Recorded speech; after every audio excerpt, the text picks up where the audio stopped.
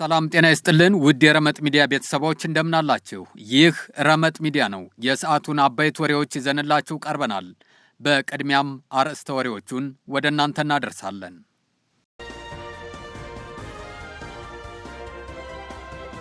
ኢትዮጵያ ለህዳሴ ግድብ አንድም ብር እርዳታ አላገኘችም ተባለ። በኢትዮጵያና በኤርትራ መካከል ለተፈጠረው አለመግባባት ምክንያቱ ይፋ ሆነ። ተንቀሳቃሽ የመሶብ አገልግሎት በአውቶቡስ ሊጀመር ነው። የኢትዮጵያ አየር ኃይል ከፍተኛ ቁጥር ያላቸው ዘመናዊ አውሮፕላኖችን መታጠቁ ተነገረም።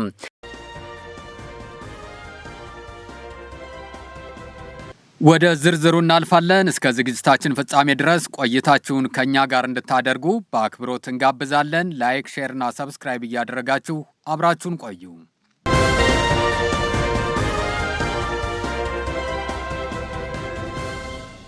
በኢትዮጵያና በኤርትራ መካከል ለተፈጠረው አለመግባባት ምክንያቱ ይፋ ሆነ። ጠቅላይ ሚኒስትር ዶክተር አብይ አህመድ ከኤርትራ መንግስት ጋር ያለው አለመግባባት መንስኤ የባህር በር ጥያቄ ሳይሆን በትግራይ ጦርነት ወቅት የኤርትራ ሰራዊት በህዝብና በንብረት ላይ የፈጸመው ጥቃት መሆኑን ይፋ አደረጉም።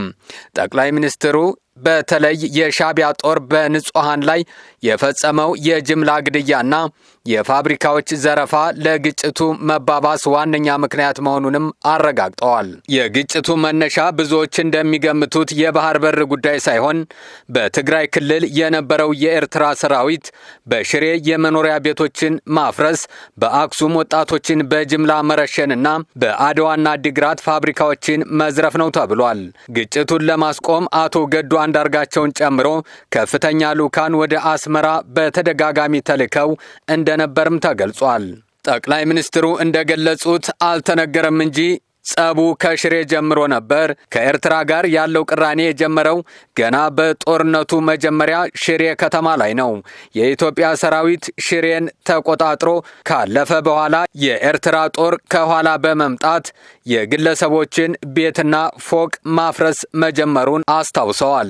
አክሱምን ይዘን ስናልፍ አክሱም ገብቶ ወጣቶችን በጅምላ ሲረሽን ጸብ ተፋፍሟል። አድዋን ይዘን ስናልፍ የአድዋ ፋብሪካዎችን ሲሰርቅና ሲፈታታ ጸብ ተጋግሏል ሲሉ ጠቅላይ ሚኒስትሩ ወቅቱን በቁጭት አስታውሰዋል። በተጨማሪም በአዲግራት የሚገኘውን የመድኃኒት ፋብሪካ ኤፒኤፍ በመውሰድ የሚነቃቀለውን ነቅሎ በመውሰድና የማይነቀለውን በማውደም የኤርትራ ሰራዊት ድርጊት ጸቡን ጫፍ አድርሶት ነበር ብለዋል።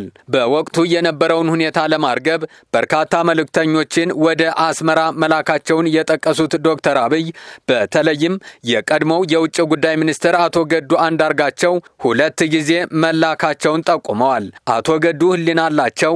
እዛ ለምን ጉዳይ ሄደው ምን እንደመከሩ እርሳቸውም እኛም ሻቢያም ያውቃል በማለት የላኳቸውም የኢትዮጵያን ህዝብ አታጎሳቅሉ የሚል መልእክት ይዘው መሆኑን አስረድተዋል። ይሁን እንጂ በወቅቱ የኢትዮጵያ መንግስት በሁለት ግንባር የመዋጋት አቅም ስላልነበረው ነገሩን በትዕግስት ለማለፍ እንደተገደደ ገልጸዋል።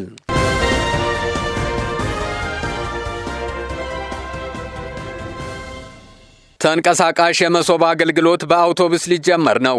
የመንግስትን የ6 ወራት የሥራ አፈጻጸም ሪፖርት ለህዝብ ተወካዮች ምክር ቤት ያቀረቡት ጠቅላይ ሚኒስትር ዶክተር አብይ አህመድ የዲጂታል አገልግሎትን ተደራሽ ለማድረግ ተንቀሳቃሽ የቨርቹዋል መሶብ አገልግሎት በአውቶቡስ እንደሚጀመር አስታወቁም። ጠቅላይ ሚኒስትሩ በአሁኑ ወቅት 33 የደረሱት የመሶብ ማዕከላት ቁጥር እስከ ዓመቱ መጨረሻ ወደ 100 ከፍ ይላል ብለዋል።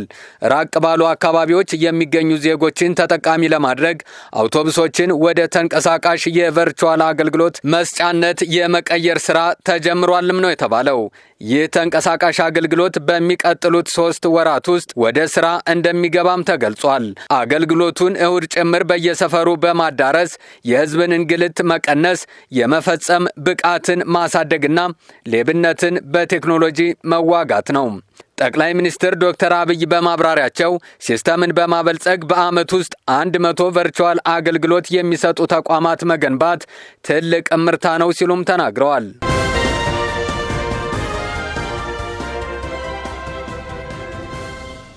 የኢትዮጵያ አየር ኃይል ከፍተኛ ቁጥር ያላቸው ዘመናዊ አውሮፕላኖችን መታጠቁ ተነገረም። የኢትዮጵያ አየር ኃይል ከ100 በላይ ዘመናዊ አውሮፕላኖች ባለቤት ሆኗል ጠቅላይ ሚኒስትር ዶክተር አብይ አህመድ። ጠቅላይ ሚኒስትር ዶክተር አብይ አህመድ በዛሬው ዕለት በህዝብ ተወካዮች ምክር ቤት ተገኝተው በሰጡት ማብራሪያ የኢትዮጵያ አየር ኃይል ባለፉት ጥቂት ዓመታት ያስመዘገበውን ታላቅ የአቅም ግንባታ ይፋ አደረጉም።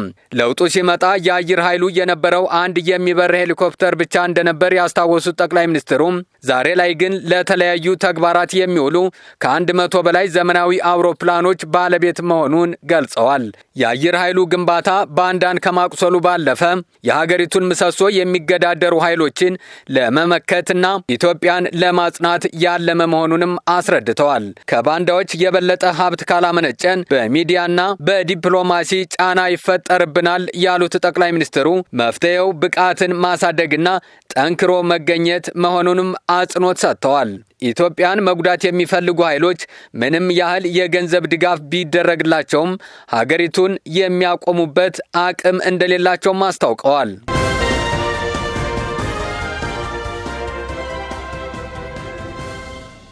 ኢትዮጵያ ለህዳሴ ግድብ 1 ብር እርዳታ አላገኘችም ተባለ።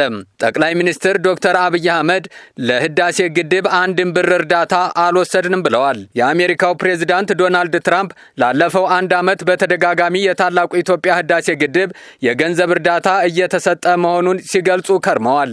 ጠቅላይ ሚኒስትሩ በዛሬው የፓርላማ ውሏቸው በቀጥታ የትራምፕን ስም ባይጠሩም መንግስታቸው ግን 1 ብር አለመውሰዱን አስረግጠው ተናግረዋል።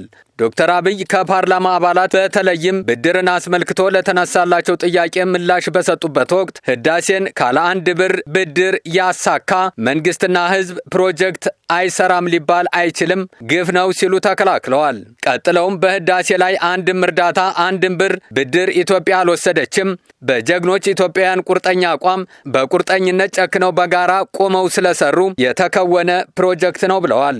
ዶክተር አብይ ማብራሪያቸውን ሲቀጥሉ መንግስታቸው ህዳሴን ገንብቷል ይበቃል በማለት ሳይቀመጥ በአፍሪካ 3ኛ ነው ያሉትን ኮይሻ እየተገነባ መሆኑን ጠቅሰዋል። ኢትዮጵያ ውስጥ ትላልቅ ፕሮጀክቶች እየተገነቡ አይደለም በሚል ለተነሳው ጥያቄ በሰጡት ምላሽ እውነት ነው ፕሮጀክት የለም፣ ግን ከአፍሪካ ትልቁ ኤርፖርት ኢትዮጵያ ውስጥ ተጀምሯል ሲሉ ስላቅ አዘል ገለጻ ሰጥተዋል።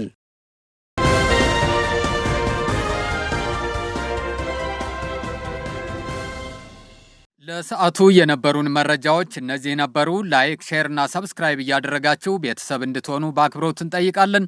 አብራችሁን ስለቆያችሁ ከልብ እናመሰግናለን። ጤና ይስጥልን።